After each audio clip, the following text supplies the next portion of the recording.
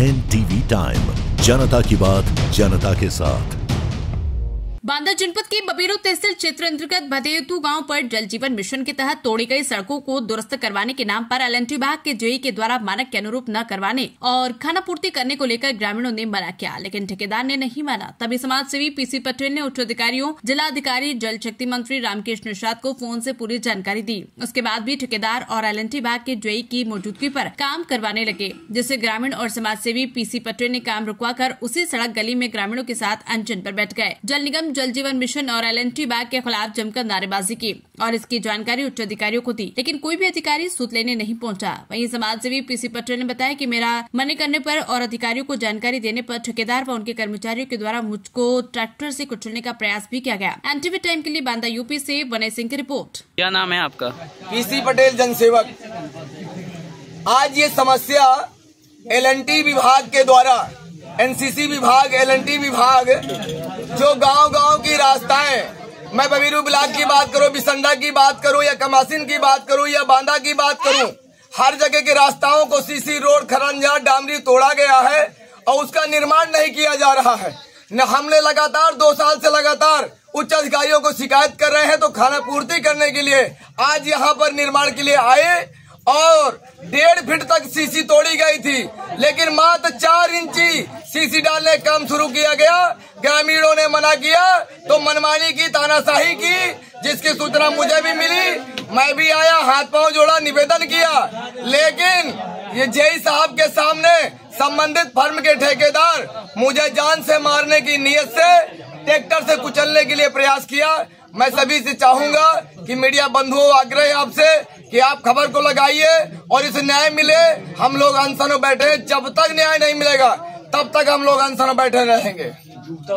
L&T विभाग मुर्दाबाद, L&T विभाग मुर्दाबाद, जलकल विभाग मुर्दाबाद, एल&टी विभाग होश में आओ, एल&टी विभाग होश में आओ, होश में तुमको आना होगा, होश में तुमको आना होगा, नहीं तो तुमको जाना होगा।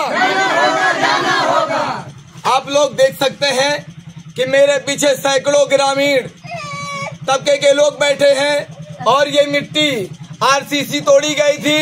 लगभग 1 से 1.5 फीट की आरसीसी जेसीबी से तोड़वाए हैं और लगातार मेरे द्वारा व अन्य ग्रामीणों के द्वारा 2 साल से रिपेयरिंग, दुरुस्त करवाने के लिए, रिस्टोर करवाने के लिए अपने एल&टी विभाग के समस्त कर्मचारी, अधिकारियों सहित एडीएम साहब, नमामि गंगे, जिला अधिकारी महोदय, कमिश्नर साहब व यहाँ के जल शक्ति मंत्री आदरणीय स्वतंत्र देव सिंह एवं सम्मानित जल शक्ति मंत्री रामकृष्ण निषाद जी, सभी को हमने ज्ञापन दिया और सभी लोगों ने मानक के अनुरूप पूर्ण कार्य करवाने के लिए आश्वासन दिया, लिखित आदेश किए। लेकिन एल&टी विभाग के जेई महोदय पूरी तरह से भ्रष्टाचार करवाने में अपने सहयोगियों के साथ लगे हुए हैं। लगातार हम उच्च अधिकारियों को सूचना देते हैं, तो आज जिस आरसीसी को लगभग 1 से 1.5 फीट तोड़ी गई थी, उसमें मात्र खाना पूर्ति 4 से 6 इंची की सीसी पड़ रही थी। ग्रामीणों ने रोका तो उनको अभद्रता की गई। उनके सहयोगी अंकित ने कहा कि तुम्हें जहां जा रहा है कह दो, किसी एक्सीएन की हिम्मत नहीं है कि हमारा काम रोक दे।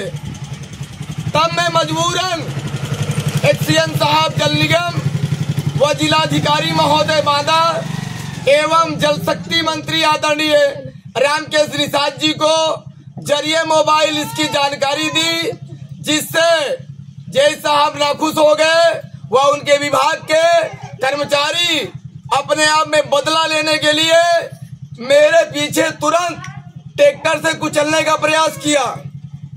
इस बात की जानकारी भी हमने उच्च अधिकारियों को दे दिया।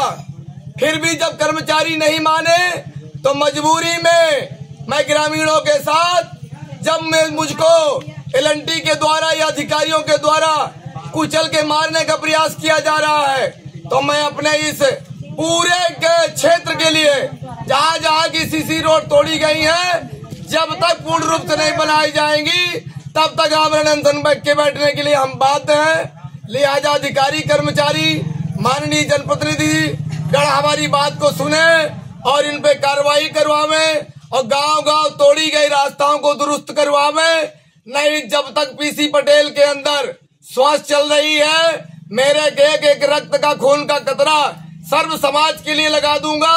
और एलएनटी एनसीसी के द्वारा जो ये भ्रष्टाचार किया जा रहा है, अब इस भ्रष्टाचार की पोल खोल करके उच्च स्तरीय जांच कमेटी समिति गठित करवाते हुए दुरुस्त करवाने, रिस्टोर करवाने का काम करूंगा।